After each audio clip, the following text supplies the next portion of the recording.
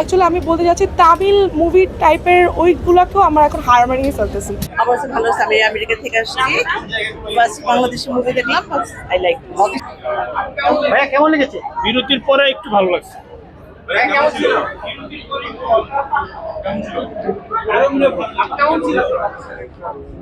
আশা করছি যে বিগত দিনের সিনেমা থেকে রকস্টারটা ভালো হবে, এতটুকু আশাবাদী আছি।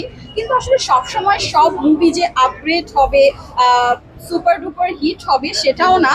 সো রকস্টার দেখার পর বুঝতে পারবো বিগত দিনের মুভি থেকে বেটার আর কম বেটার বুঝতে পারবো। যারা ব্যাড রিভিউ দিচ্ছে আসলে তাদেরকে আমি বলবো না যে কেন দিচ্ছে, আমি বলবো সবার আসলে টেস্ট একরকম না।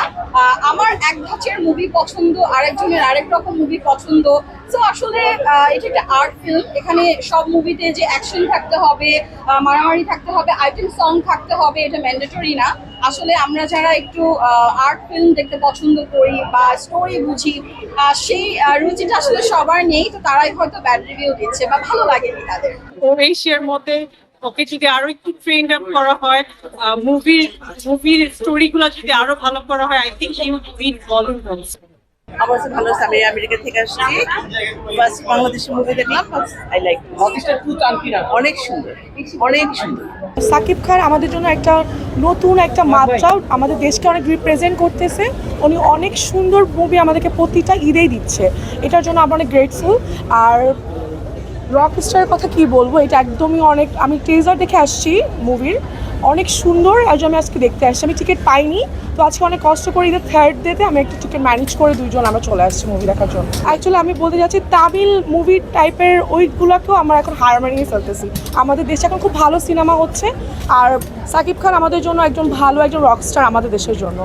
আমাকে মনে হচ্ছিল যে পুষ্পা মুভির যে একটা হিরো আছে তামিল হিরো, ঠিক ওই লুকটা আমরা ওনার মধ্যে পাচ্ছিলাম, মনে হচ্ছে যে ওকেই দেখতে পাচ্ছি। ওইটার জন্য মূলত আমি বলতে বাংলা সিনেমা খুব পছন্দ করি, বিশেষ করে সাকিব খানের মুভি দেখার পর আরও বেশি ফ্যান হয়ে গেছি। আমাদের বাংলাদেশে এরকম ধরনের নায়কের যে ধরনের আমাদেরকে রিপ্রেজেন্ট করছে এই লুকগুলো, মনে হচ্ছে যে আমরা বলিউড হলিউড এই টাইপের একটা লুক পাচ্ছি ওনার মধ্যে।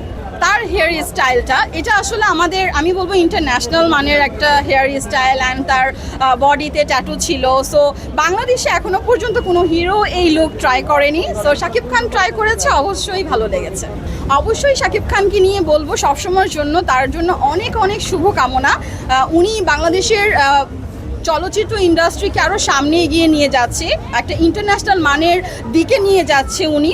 সো ওনার জন্য অনেক অনেক শুভকামনা। আর আজকে ওনার জন্যই বাংলাদেশের ফিল্ম ইন্ডাস্ট্রিটা এত আপগ্রেড হয়েছে।